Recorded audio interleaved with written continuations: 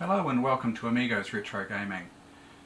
The Amiga 2000 you may have seen in a previous video is running fine there now, so put it through some fairly extensive testing with Deluxe Gallagher at least anyway. But I'd like to do some upgrades, and one of the first things I'd like to do is Flicker Fixer, and this is a AGA 2000E Flicker Fixer, so that will allow me to output the screen out to this VGA monitor here. So that'll be upgrade number one.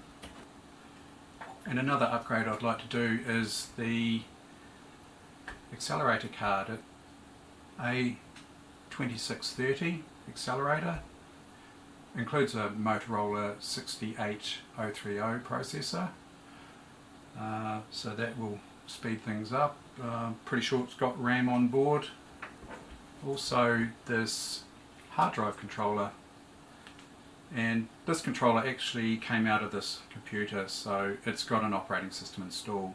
I think it's got Workbench 3.1 installed, and also a IDE adapter for the CD-ROM drive, and also RAM card, so 8-up RAM card, and this is a Supra A2000 RAM card. So let's go ahead and install these cards, see if there are any issues with any of the cards. I did have problems with this computer where the operating system, once it was booted from the hard drive, would wouldn't lock solid.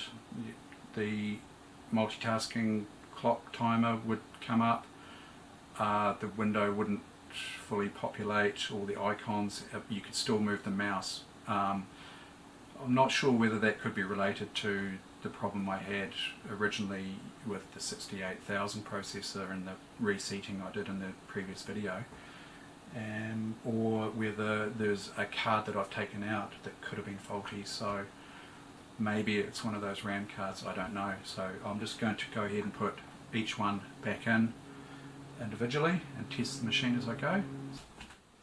First cab off the rank is the Flicker Fixer. Now, when I first saw this model number AGA 2214, I sort of wondered whether that might be an AGA compatible card, but did a bit of research on it, and it's not an AGA card.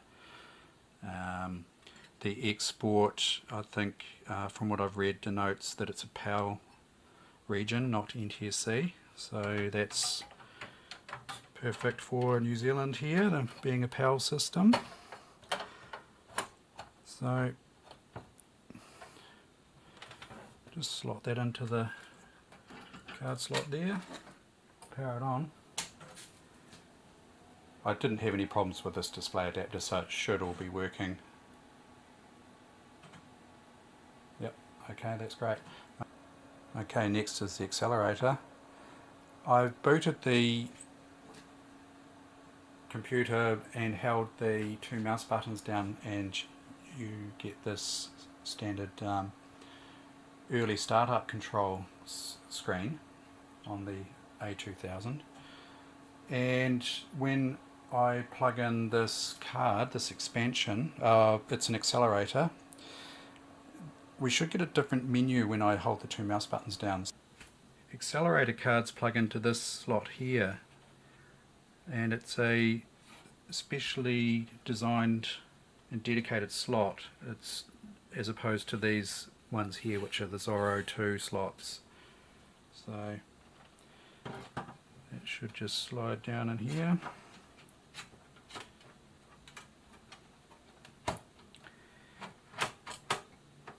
Like so.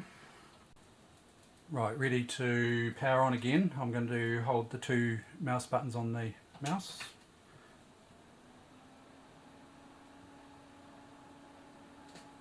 And you'll get the Amiga early startup control again. Now the manual states that I should get a menu that will allow me to either use the accelerator board or use the 68,000 built-in processor, or boot Amiga UX, which I think is something to do with Unix. But anyway, you can see that the board's actually working. Hard drive card next with hard drive. So, not sure if you can see there the white connector down in the hard drive and the black connectors on the board, and then I've got this cable here where I'm assuming you can plug another drive in, and I think that is a SCSI expansion at the back, so I could potentially plug in my SCSI zip drive or my Supra drive removable, the SiQuest 44. And the hard drive, by the way, gets its power from the board, so there's the hard drive power input and there's the board power there, so it must be deriving power from the slot there. Do something like, just going to try and tidy this up a little bit.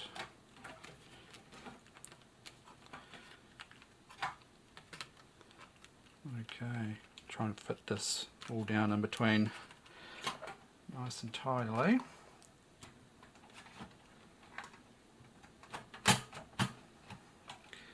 Okay, hard drive installed. Let's crank this thing up, see what operating system we've got. Quite an audible click there. I think that's coming from the drive itself. I can't see any sort of relays or anything on this hard drive board. Well, sounds promising. Those messages are because the IDE card's not installed. Well, I'm not sure about this, but that one before, that Atapi, I think it was an Atapi,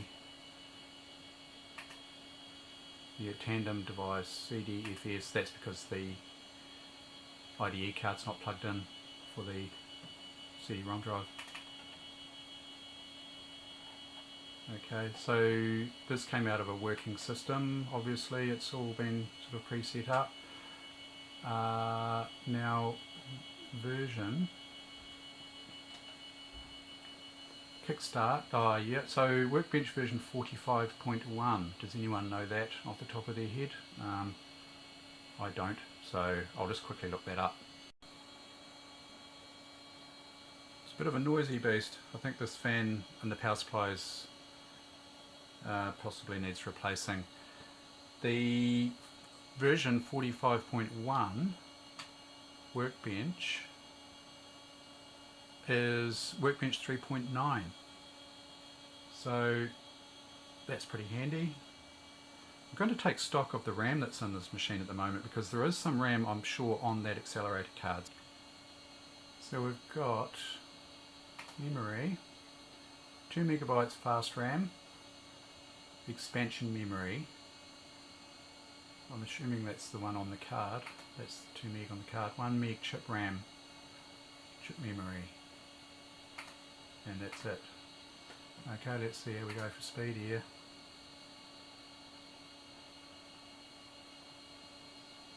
Okay, doesn't look too good. Why is, oh, would indicate that we're running at 7 megahertz, but up here on the right here it's a 24.2 megahertz clock. Not quite sure if that's misreporting or whether that accelerator card's not working. RAM cards next. So what do we got here? We have the Supra 2000. It says 2468 meg. I'm assuming with it looking like it's half populated that it's 4 meg. Let's find out.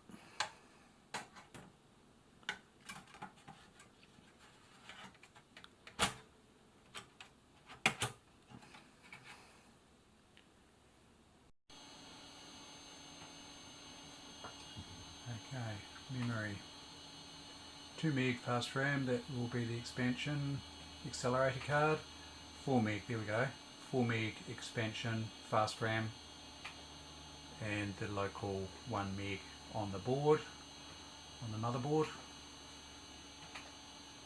So that's good. I'll just go ahead and install the other RAM card. Pretty much the same, in the same way. This is the 8-up DIP. So you can see these chips here are populated, and this bank here is populated A1. A1 there. So see how much that has.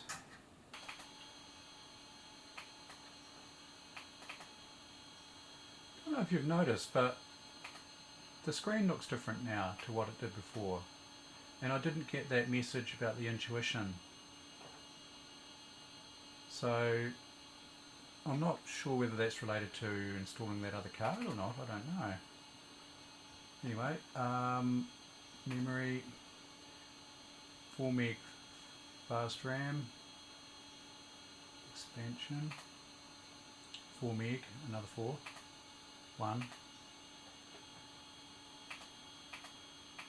So the 2 meg on the accelerator card appears to be no longer functional.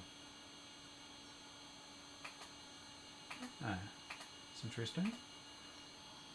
So I'm not quite sure why in the speed here, considering the CPU is an 030 clocked at 24.2 megahertz, that it sort of appears that it's only picking up about 7 megahertz if you have a look at the little graph there, comparison to the A600 68,000 7 meg. I would have expected at 25 megahertz to be up around here, this one A3000, around this level, but it's not, and I'm not quite sure whether there is some sort of hardware issue. Maybe the accelerator's not fully working, I don't know. It seems quite snappy, the machine. Or could it be a system configuration issue, or could it just be that Sysinfo is not detecting the speed properly? You see, things seem to be... is that snappy? I don't know. It's not...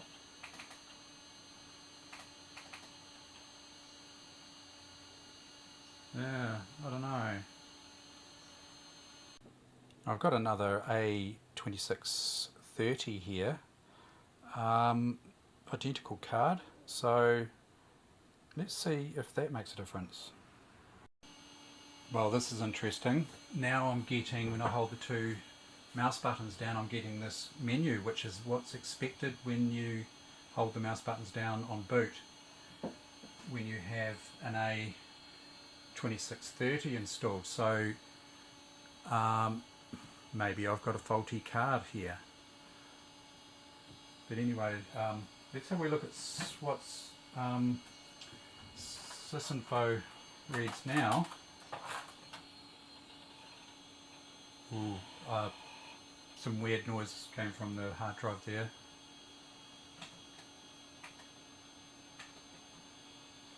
Not 100% convinced that hard drive's in a healthy state. Just going to soft boot. Yep, it's not a happy camper. Okay, just going to power that down. There it goes again. Click. Okay. It's So maybe the drive's kaput now. Yep, it's making weird noises. Well, the drive is pretty much toast. I'm having trouble reading anything off that now, so it's coming up with bad block errors. So isn't it funny when you work with some of these old systems, you find and correct a faulty part. I've replaced this accelerator with one that looks like it's working, and then it's straight away the hard drive fails. So yeah, just one of those things, I guess, with these older machines. So might be time to look at a compact flash option, but in the meantime, I don't know, I might try and find another drive for it. Okay, I've booted from the Sysinfo floppy disk. Let's see what we get this time with a working card. The same. Well, I don't know, maybe that other card's not faulty, but I certainly wasn't getting that boot option screen on the original card. I'm using advanced Amiga Analyzer to test the memory, and there's definitely a problem with some of the memory. Now where that problem is, I don't know. I'm just going to remove each card in turn until I track down where the memory error is. I removed the 8-up DIP memory card and the memory error has gone away. The other interesting thing is I've got my 2 megabytes of expansion memory back that's on the accelerator card. So that's interesting. It looks as though either by design, either when you plug this in and it will disable the 2 megs on the accelerator, whether that's by design or whether it's part of the fault that is present with this unit, I don't know. But yeah, that's it's gone through one pass, so I couldn't get anywhere near one pass before, so I'm almost wondering whether I should try the hard drive back in just to see whether, maybe there's some related issue there. Hard drive sounds happier, and it's booting, I think. So maybe there's a problem with that RAM card there that's stopping the hard drive from being read correctly, or I guess it could be corrupting the addressing somehow. I'm not sure, but it's working again. Next up is this tandem IDE adapter. Now I'm going to be running the CD-ROM off this, and you would assume that the connector here labelled CD-ROM connector would be the one that you'd plug the CD-ROM into, but it's not the case. It's the IDE/ATA connector that the data cable for the CD-ROM needs to plug into, and this is pin 1 down here.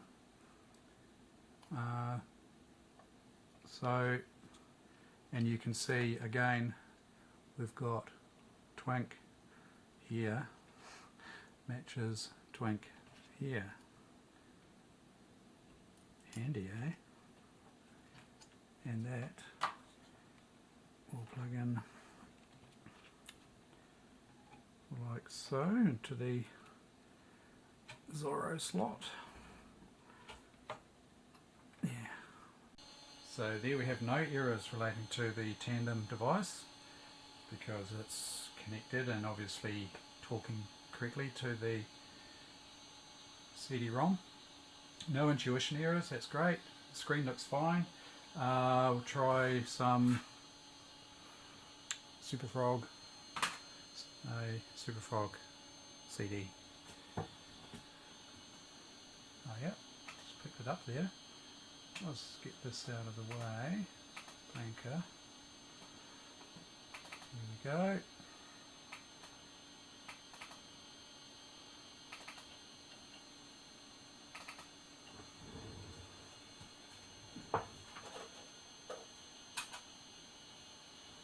Looking good.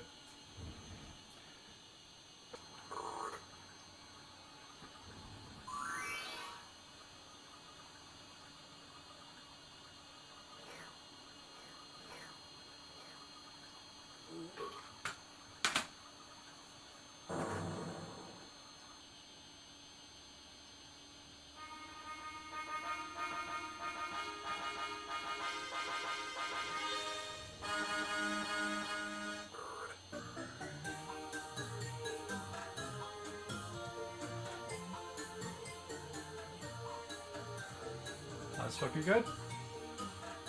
Okay. Okay, finishing touches, hard drive, LED. I'll put the lid on. I think that's about as much as I really want to do with this machine at this stage.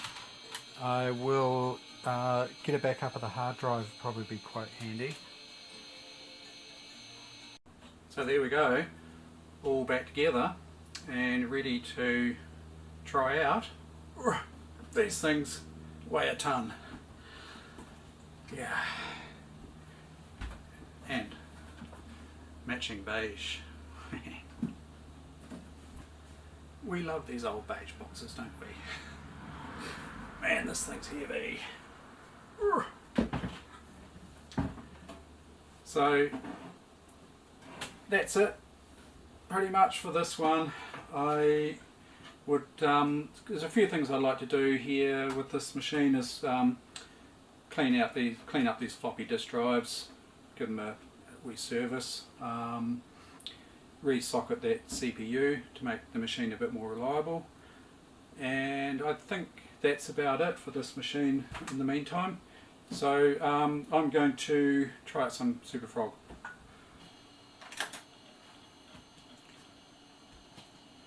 Do we have dual screen Amiga?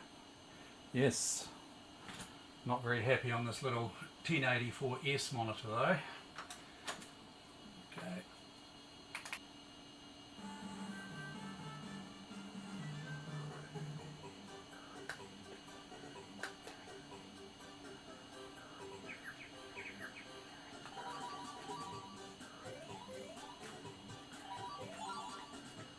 It's actually a lot easier with the CD32 controller. I'm just using the joystick at the moment.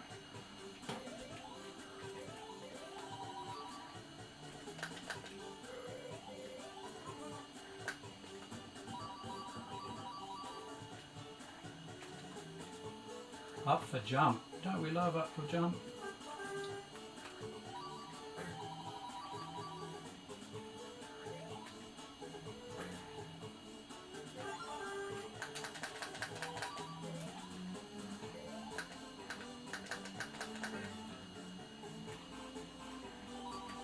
My niece loves this game.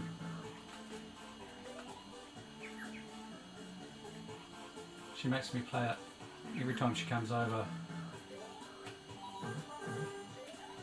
which is no hardship. She likes to have a go at the easy parts and she lets me do the hard part, like jumping over these spikes. She doesn't like doing that. Maybe when she gets older she'll be a bit braver. She's only 5.